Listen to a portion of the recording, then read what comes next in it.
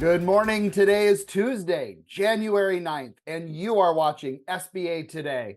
I am Paul Long, Assistant Vice President of SBA Lending with Gisa Credit Union in Washington State, and I'm joined by Tonya Mazurek, Colorado's SBA Manager and Producing Loan Officer for Midwest Regional Bank. Awesome. Well, we took a few weeks off. We needed a break. I think we all needed a break in SBA lending. It was a very crazy 2023. How was your holidays, Tonya? What'd you do? Oh my goodness, what didn't I do? No, actually, I slept the entire time because of the end of 2023 with all of us lenders, what we were attempting to do. Yeah, I did nothing but sleep. What did Wow. you do, Paul? Trying to get some last deals through the finish line, so I kind of worked through the end. Definitely spent some time with family, did a little bit of traveling, some local traveling to go have some fun and have a different view around you. Sometimes that's what we need. So Absolutely. Well, my thing with the different view around me is I got to have some family over and a couple of my kids versus all three, but one's not around here, but a couple were able to come and be with me on Christmas, so that was amazing. And New Year's was awesome. Created vision boards. I don't know if anybody else out there has ever done a vision board, but oh my goodness, I did one last year. Phenomenal. But one caveat I tell people: be specific. oh yeah. I Oh, wasn't yeah. specific in things, and it came true, but it was a little broader than my intent behind it. Anyway, well, True that. hey, so one of the things I wanted to tell you about today, Paul. So I don't know if you listened last week. So yeah, I did a Tanya's tidbit last week and kind of just talked about lenders in general. And when I get calls and the deals are just phenomenally good and potentially could get a conventional deal, that type thing, do the right thing ethically and let them know that, right? Let them know to kind of look around at their own bank, see what they can do. And if not, maybe then come back. What I wanted to just kind of discuss a little this week is a bit of the flip side of that. So we're all banks, we're all lenders, we're all in a bit of competition with each other, right, to win the deal. In my space, in my lane, right, prime plus 2 3/4, typically doing, getting creative with deals to get them through, and the vast majority of the time going non-preferred or non-delegated. Yeah. Anyway, so I see a lot of deals that come down the line that borrowers have been turned down elsewhere. So I wanted to talk about that a bit. What I would tell all of us, right, is do our due diligence up front. What I'm finding is sometimes I think whether it be new lenders out there or maybe conventional lenders that really aren't familiar with the SBA, oftentimes they'll have a borrower call in. They will immediately want to get it off the streets because of the competition of all of us, right? And so they'll just do the most bare minimum chat with that borrower. They'll have them send their documents, and they're just shooing them off to their back office to get underwritten and in credit. They're telling these borrowers, oh, I can do the deal. And oh, yeah, it's going to happen. So these poor borrowers, I mean, they're trusting, they're moving.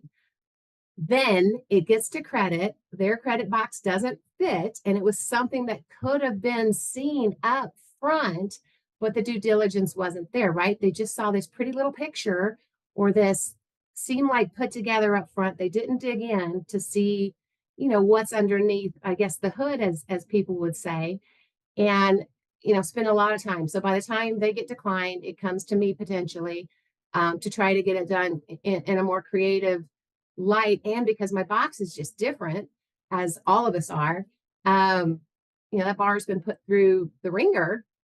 The time for that borrower, and if they can even keep getting the deal, because sometimes those things fall through because of timing, and then the bank that was doing it, the lender, everybody loses in not doing that. So I guess where I'm getting to this is I think we all need to do a little bit better job up front, really digging in with these borrowers, trying to figure out where we're at prior to getting it off the streets, just to get it off the street because of competition. It can look real pretty. True. And I think that's the difference between a beginning BDO and an experienced BDO. And again, we all have to learn, right? And I hope that whoever you were talking with on that is, probably a beginner BDO, try Right. to hit their sales numbers, do what their thing Mhm. is. But that is definitely something I run across too. You're 100% right. I guarantee everyone who's listening has had that type of deal. And I mean, think about, again, because I'm a division manager, I look at it from if I take a long way to get a no, that Right. makes our institution look bad.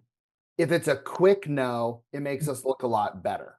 And it hurts the borrower. That's what the thing is 100%. it hurts the borrower. Let them play in our lanes. I think it's still so much play in our lanes of what we know we can and cannot do. And know your back office where you know what they can and cannot do and will not Yep. do because it could look pretty and it could look put together, but if we're not digging in, right, it could be something completely different. And on that note, I'm going to do something, right? All Oh no. right. Oh So no. on that note, look, I look really put together today, don't I? Yes, Yeah. you do. I look like a typical lender, banker, whatever. And yet, here we go. What is she wearing? Oh, hot pink running shorts. Are you kidding me? Yes. Yes. Now, the whole point behind that, right? And I did this purposely. Well, maybe I did it all the time. You can tell me. I'm a Really? weirdo. But I did it purposely because well, when something comes in, you gotta dig in. You gotta talk with these bars. You gotta, look at some numbers. You gotta just do a little bit more, I think, up front in order to really know what's going on. Because otherwise, man, I look really put together. But not every bank's gonna want a banker that wears, a suit jacket with some hot pink running shorts. So It's a great anyway, point. That's a great point. all right, guys. Well, let's get into the news. We've had some interesting things happen. A brand new form. Tell us about that, Tanya. Oh my goodness, the 1919. Oh, so much easier. Did you go through it? Oh my goodness. I was going through it. One, they made it so much more clear and put actual, spots and directions. So, I mean, I know when I would give that to my borrowers, oh my goodness. One, the top section, they had zero idea. It'd come back, half the boxes would be filled, half wouldn't. They absolutely would miss every single, I guess 17, 18, 19, and 20, those numbers, right? With 100%. with the initials every single time they missed it. Yeah. But what I love is the single signature. So it's like they're putting the onus off of the banks. Thank Mhm. God, right? Off of the Correct. banks and back on these borrowers and lenders to tell us and to certify to us what they are saying is correct instead of us having to go and do due diligence that we never know fully, right, Yeah. is real or isn't real. The second thing, or well, there's a zillion things, right? But another thing that I really loved is the whole 20% or more owners have to be on there and or 51% total ownership. Mhm. Whereas previously the 100%. Now, I don't know about you, Paul, but oh my God, my poor processors.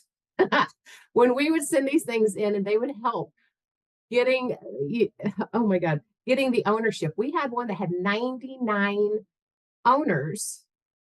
Yeah. Yeah, Nope. 99. Decline. I'm Well, a out. silly little 1% ownership. And we were having to get all Oh 100%. wow. The most asinine thing on the planet. I don't think we ever got it done. But Gee, I wonder. yeah. Yeah. Yeah. What are some One of your thing things? Well, one thing I mean, I love the one signature part. I Yeah. think one thing that's really interesting to me is it's curious to see. I know, yeah, they're doing their checks and everything on the back, but the power that that one person has to sign on everybody Yeah. could cause some issues later on down the road. 100%. And personally, I wouldn't surprise me if that came back in its old fashion.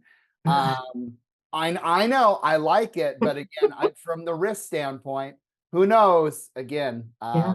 let's hope for the best. Let's hope for the But best. it feels like the risk and that goes now to the borrower, you You're know? right. You're They right. have to they have to do their own due diligence with their own True. of letting us know and us get a sense or a feel for what it is. I just felt like so much was on the bank prior, Yeah, and no, which is a 100% with challenge. that because I mean, Yeah. and if they want more lenders out there, then this is a way to do it. So you're 100% right. Another thing that was in the news from our friends at Nagel, is they updated the 1050 settlement statement. What? What? But it Mhm. went away. Why did you update it? So our friends at Nagel are trying to research on that, but I hope that does not come back. I hope that was just some overzealous SBA employee trying to get that updated because I do not want that form back. Uh, yeah, no kidding. No Few other kidding. things today, SBA 7A Connect call is today.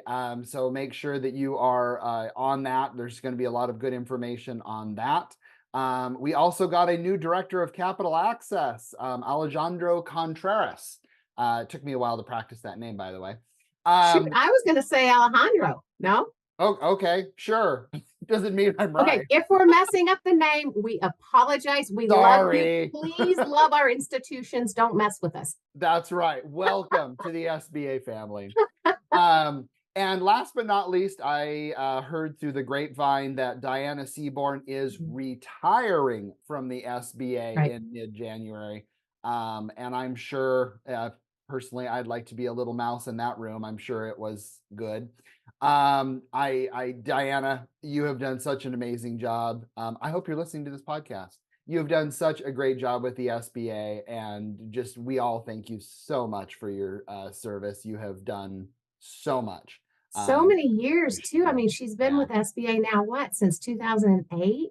I yeah, mean, between that and I think I saw like 24 years prior that she yeah. was in the private sector as well. And I mean, just the wealth of knowledge is going to be missed. We're And losing a I know big for me, person. we've really loved her guidance and leadership. So True. yeah. And then Tanya, I hear the government got more money or something.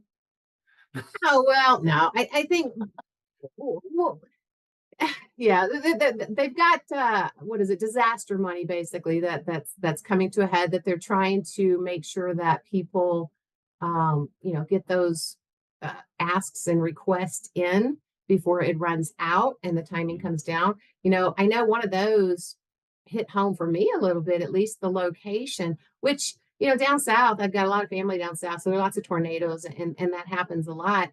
This one hit even closer to home because it was my son. So my son and his wife lives in Clarksville, Tennessee, and there were some huge, really nasty weather that went through Tennessee. It went through a lot of areas, in fact, but a tornado hit in Clarksville and not too far from their home. My son is currently deployed in Germany with the Army, and his wife was there, and I was just absolutely petrified. But you know, I love what they're doing because they give them great interest. They give them the 30 years. They give you know it's just a little Great added program. something from the Right. SBA, and I think that's something that they do amazingly well. So yeah, if you're in a disaster area anywhere in the U.S., get on that. I know SBA, you can call in; they will help. Certain, the SBDCs and different ones will help with some of the filling out the forms, and there's online forms. So yeah, I would just say, get on that, get a little bit of help. Absolutely. Well, as we kind of end our cast here, one of the things I want to mention in our segment, I wish I knew, is, speaking of the 1919, one of the best things that I ever did as a lender, and I see some other lenders out there doing it too, and that is creating a YouTube video on how to fill out the 1919 or how to fill out the 413 personal financial statement. It is incredible the amount of hits that I have on those videos. And yes, I redid my 1919 video and got it out there, and it's already got a couple hundred already. But I recommend any lender doing that. It's great PR for you to go through that. Make sure you know what you're talking about, but make sure you're going through that 1919 so you're helping so many borrowers out there how to fill it out. So I definitely recommend that. I So don't disagree with that. I kind of did something along those lines too for the whole Tanya's tidbits, but I started that 6 years ago, and I originally started not in video form. That's been a recent occurrence, but just getting the SOP knowledge out there.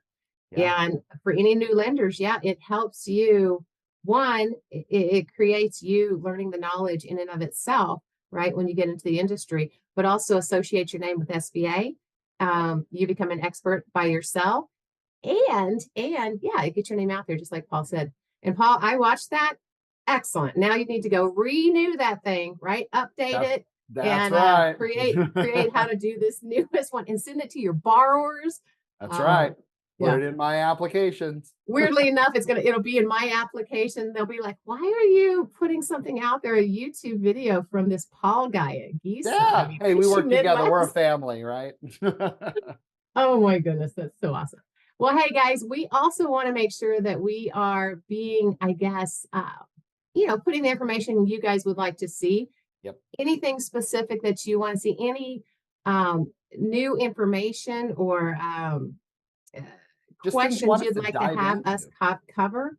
Yeah. We're looking to do it. We want to do, a different section on what you guys are looking for. So if you comment and or send in questions, send in, how-tos, wishful thinking, what would you do? Any of those things, we would love to add that in so that we can kind of be a service to others out in the industry.